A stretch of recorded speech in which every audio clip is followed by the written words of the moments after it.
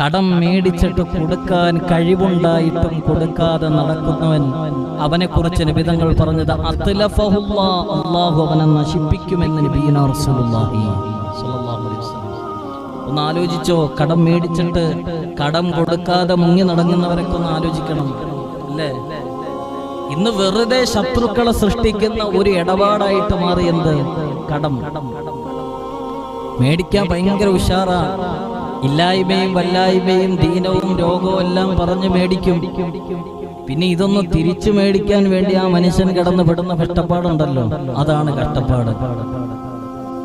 ഇന്ന് ലോകത്ത് 80%, ഞാൻ പറയുന്നു ഉസ്താദ് എന്ന നിലയ്ക്ക്, മിക്ക ആളുകൾക്കും മിക്ക ആലിമീങ്ങളുടെ ഇടയിലും വരുന്ന ദുആ വസിയത്ത് ഉസ്താദെ കടം വീടാൻ വേണ്ടി ദുആ ചെയ്യണമെന്നല്ല, കൊടുത്ത പൈസ തിരിച്ചു കിട്ടാൻ വേണ്ടി ദുആ ചെയ്യണമെന്നാണ്. കൊടുത്ത പൈസ തിരിച്ചു കിട്ടാൻ വേണ്ടി ദുആ